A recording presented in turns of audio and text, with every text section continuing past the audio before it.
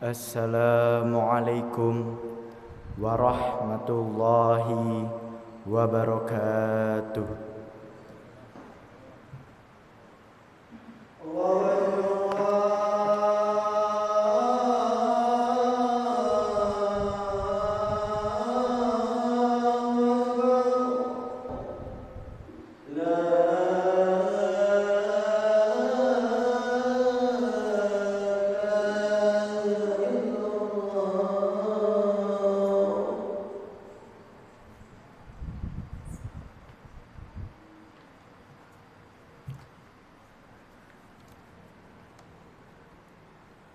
Innal hamdalillah nahmaduhu wa nasta'inuhu wa nastaghfiruh wa na'udzu billahi min shururi anfusina wa sayyiati a'malina may yahdihillahu fala mudilla lahu wa may yudlil fala hadiya lahu wa asyhadu an la ilaha illallah wahdahu la syarika lahu wa asyhadu anna Muhammadan abduhu wa rasuluh.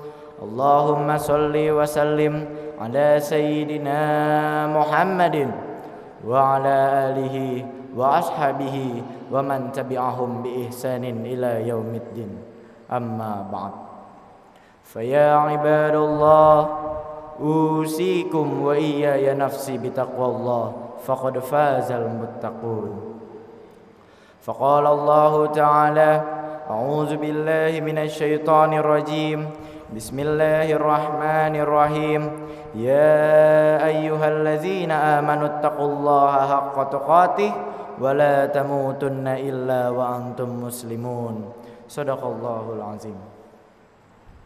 Ma'asyiral muslimin rahimakumullah.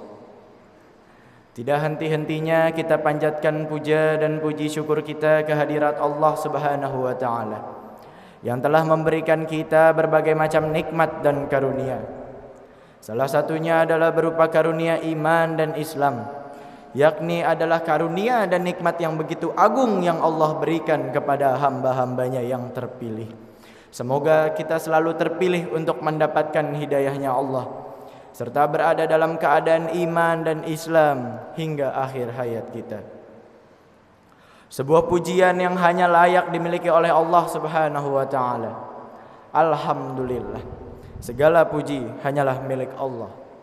Tidak pantas bagi manusia untuk mengharapkan pujian, tidak layak bagi manusia untuk merasa berjasa. Sebab sejatinya segala pujian hanyalah milik Allah Azza wa Jalla semata. Dan tentunya salawat beriring salam semoga selalu tercurah limpahkan kepada pimpinan agung, manusia terbaik yang Allah ciptakan kepada di muka bumi ini, yakni Nabi besar Nabi Muhammad sallallahu alaihi wasallam beserta keluarga, para sahabat serta para pengikutnya yang istiqomah menjalankan sunnah-sunnah beliau hingga akhir hayat. Hadirin jamaah sidang Jumat yang dirahmati oleh Allah Subhanahu wa taala. Di antara sifat-sifat Allah yang mulia adalah Allah Maha Pencipta. Dan di antara bentuk keagungan ciptaan Allah adalah ketidakadanya sia-sia di dalam ciptaannya. Seluruh yang ada di jagat raya ini semuanya memiliki maksud dan tujuannya tersendiri. Terlepas dari apakah kita memahami maksud dan tujuan tersebut atau tidak. Termasuk di dalam hal ini adalah seluruh organ dan tubuh manusia, seperti mata, hidung, telinga, lisan, kaki, tangan, serta organ-organ luar dan dalam, termasuk di dalamnya sel-sel dan jaringan-jaringan yang begitu kompleks yang tidak dapat kita hitung. Semua ini merupakan sebuah nikmat yang begitu besar yang Allah berikan. Tidak mungkin kita dapat membalasnya secara sepadan, melainkan sekedar mensyukurinya, baik melalui kata-kata ataupun melalui perbuatan. Bersyukur lewat perkataan biasa kita lakukan dengan mengucap hamdalah, atau bisa berupa kalimat pujian-pujian yang lainnya. Kemudian bersyukur secara perbuatan biasanya kita bisa melihat dari tindakan yang tercermin dari pertindakan dari individu tersebut. Apakah sudah baik? Apakah sudah bermanfaat? atau malah sebaliknya. Nauzubillah summa nauzubillahi min zalik. Jamaah sidang Jumat rahimakumullah. Salah satu di antara semua bagian tubuh itu ada satu yang begitu krusial, yakni lisan. Lisan adalah perangkat di dalam tubuh manusia yang ibarat pisau bermata dua. Ia dapat menimbulkan kebaikan pun menimbulkan keburukan, tergantung daripada penggunaannya tersebut. Oleh karena itu ada sebuah pepatah Arab yang mengatakan, salamatul insan fi hifdzil lisan, yang artinya keselamatan orang tergantung daripada keselamatan lisannya tersebut.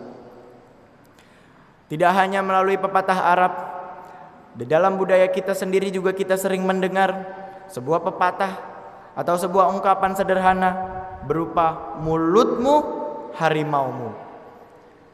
Begitulah, begitu krusialnya lisan, sebab ia dapat mencelakakan orang lain pun ia dapat digunakan untuk menolong orang lain.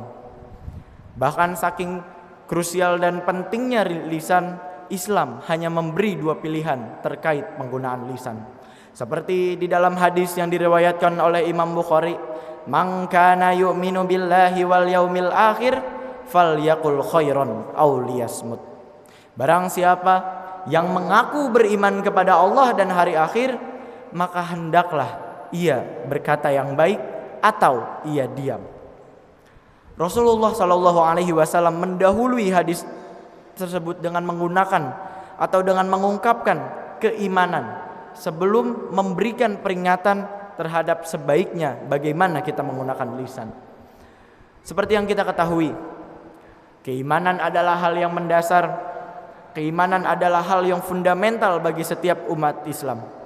Ini menunjukkan bahwa lisan bukan perkara yang sepele, bahwa lisan bukan hal yang main-main.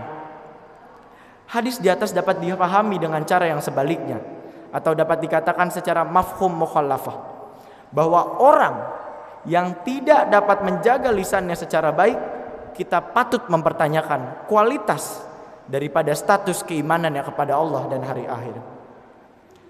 Ini adalah hal yang menarik, bahwa ternyata lisan berkaitan dengan keimanan atau berkaitan dengan urusan teologi.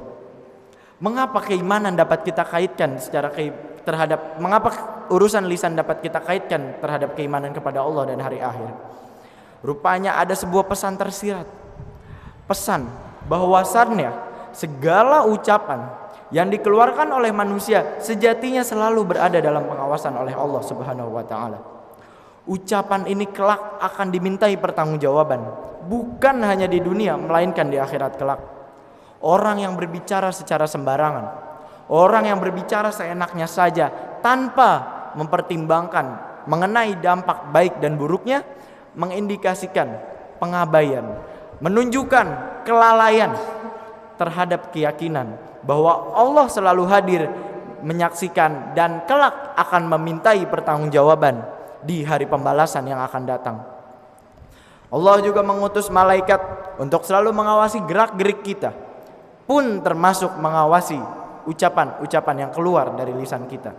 Sebagaimana difirmankan dalam surat Qaf ayat yang ke-18, A'udzubillahi minasyaitonirrajim, Bismillahirrahmanirrahim, ma yalfizu min qaulin illa ladaihi raqibun atid. Yang artinya, tidak ada satu kalimat pun yang diucapkan, tidak ada sepatah kata pun yang dilontarkan, melainkan ada di dekatnya malaikat pengawas yang selalu hadir. Jamaah Jumat rahimakumullah. Banyak hal keji, banyak hal kotor yang dapat muncul dari lisan. Seperti halnya gibah atau membicarakan keburukan orang lain. Gibah mungkin bagi sebagian orang terasa mengasyikkan, sebab ia seperti kembang obrolan atau bumbu-bumbu daripada pembicaraan. Namun yang dipertaruhkan di sini adalah kehormatan orang lain. Yang dipertaruhkan adalah reputasi orang lain, memupuk kebencian serta merusak kepercayaan seseorang terhadap orang yang lain. Contoh lain adalah fitnah. Fitnah yaitu dengan sengaja menebarkan berita yang tidak benar dengan maksud merugikan pihak yang tersebut. Fitnah biasanya berujung pada adu domba atau biasa disebut namimah. Fitnah yang berujung beradu domba biasanya berakhir dengan pertengkaran dan tak jarang juga hingga pada level pembunuhan. Sifat ini sangat dibenci oleh Islam. Bahkan di dalam Islam fitnah masuk ke dalam kategori kebohongan, namun berada pada tingkat yang sedikit lebih menyakitkan. Inilah relevansi manusia diberikan akal sehat agar dapat digunakan untuk berpikir terhadap setiap yang mau ia lontarkan, berpikir mengenai nilai kebaikan, berpikir mengenai dampak dari kata-kata yang kita ucapkan. Ini penting dicatat supaya kesalahan tidak berlipat ganda karena lisan manusia yang tidak terjaga. Politisi yang sering mengingkari janji itu buruk, namun akan lebih buruk lagi bila ia tak pandai menjaga lisannya. Pejabat yang gemar berbohong itu buruk, namun akan lebih celaka lagi bila rupanya ia pandai berbicara, dan seterusnya. Rasulullah sallallahu alaihi wasallam bersabda, "Inna akhwafa ma akhafu alaikum ba'di kullu munafikin alimul lisan."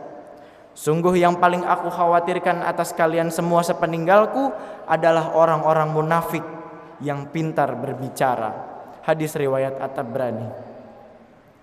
Jamaah Jumat rahimakumullah. Pada era modern seperti ini, ucapan atau ujaran tidak semata muncul dari mulut, tapi dapat berupa hal yang lain, seperti status di Facebook, cuitan di Twitter, meme di Instagram, konten video, dan lain sebagainya. Media sosial kerap kali menjadi ajang ramai-ramai berbuat ghibah, fitnah, spill sana sini, tebar kebohongan, provokasi kebencian, bahkan sampai ancaman fisik dan juga pembunuhan. Makna lisan pun kini mulai meluas, mencakup pula perangkat-perangkat di dunia maya yang secara nyata dan esensi juga mewakili daripada lisan kita.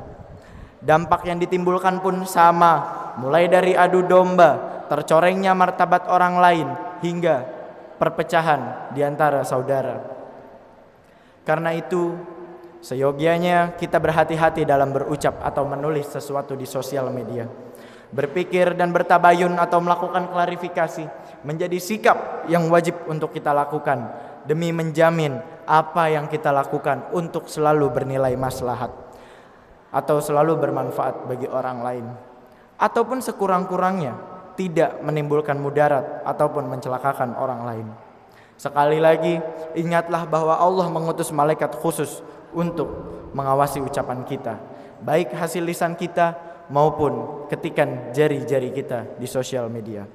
Barakallahu li wa lakum fil Qur'anil azim wa nafa'ani wa iyyakum bima fihi minal ayati wa zikril hakim wa taqabbalallahu minni wa minkum tilawatahu innahu huwas samiul alim. Aqulu qawli hadza wa astaghfirullahal azim li wa lakum innahu huwal ghafurur rahim.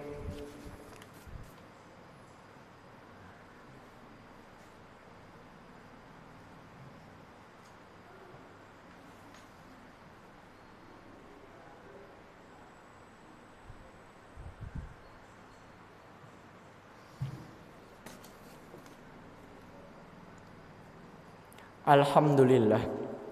Alhamdulillahi wassalatu wassalamu ala rasulillah wa la hawla wa la quwwata illa billah wa ashhadu an la ilaha illallah wahdahu la syarika lah wa ashhadu anna muhammadan abduhu wa rasuluh. Allahumma salli wa sallim wa barik ala nabiyyina Muhammad wa ala alihi wa sahbihi wa man tabi'ahum ila yaumil qiyamah. Ma'asyiral muslimin rahimakumullah, usikum wa iyaya bitaqwallah faqad fazal muttaqun. Jamaah salat Jumat rahimakumullah. Dalam khutbah pertama tadi sudah jelas kita ketahui mengenai keseriusan daripada perkara lisan dan bahaya-bahaya yang dapat ditimbulkan. Tentunya untuk menghindari hal-hal tersebut perlu kita kembali mengingat mengenai hal-hal baik yang dapat kita lakukan menggunakan lisan kita. Contohnya adalah dengan menunjukkan kebaikan atau nasihat-nasihat baik kepada sesama kita. Sebagaimana yang dianjurkan oleh Nabi SAW di dalam hadisnya, "Ballighu anni walau ayah." sampaikanlah dariku walau satu ayat. Sebab dengan menunjukkan kebaikan kepada orang lain, maka kita sudah termasuk mendapatkan amal jariyah yang pahalanya kelak akan selalu mengalir bahkan setelah kita menghadap Allah Azza wa Jalla. Amin ya rabbal alamin. Inna Allaha wa malaikatahu yusalluna 'alan nabi. Ya ayyuhallazina amanu sallu 'alaihi wa sallimu taslima. Allahumma salli ala sayyidina Muhammad sallallahu alaihi wasallam wa ala ali sayyidina Muhammad wa ala anbiyaika wa rusulika wa malaikatil muqarrabin wardallahumma 'anil khulafa'ir rasyidin Abi Bakrin wa Umar wa Utsman wa Ali wa an baqiyatis sahabati wat tabi'in wat tabi'it tabi'in lahum bi ihsanin ila yaumiddin warḍu 'anna ma'ahum bi rahmatika ya arhamar rahimin. Allahumma ighfir lil muslimina wal muslimat wal mu'minina wal mu'minat al ahya'i minhum wal amwat. Allahumma a'izzal islam wal muslimin wa azil syirka wal musyrikin wansur ibadakal muwahhidin wansur man nasarad din wakhzul man khazzalal muslimin wa dammir a'da'ad din wa ali kalimatika ila yaumiddin. Allahumma dfa' annal balaa wal waba wazzalazil wal mihan wa su'al fitnah ma zahara minha wa ma batan am baladina Indonesia khassah wa sairil buldanil muslimina 'ammah ya rabbal alamin. Rabbana zalamna anfusana wa illam taghfir lana wa tarhamna lanakunanna minal khasirin. Rabbana atina fid dunya hasanah wa fil akhirati hasanah wa qina azaban nar. Wa sallallahu ala sayyidina Muhammad wa ala alihi wa sahbihi wa sallam walhamdulillahi rabbil alamin. Ibadallah, innallaha ya'muruna bil 'adli wal ihsan wa ita'i dzil qurba wa yanha 'anil fahsya'i wal munkari wal baghi ya'izukum la'allakum tadhakkarun wazkurullahal 'azima yazkurkum washkuruhu 'ala ni'amihi yazidkum wa la dzikrullahi akbar. Aqimus shalah.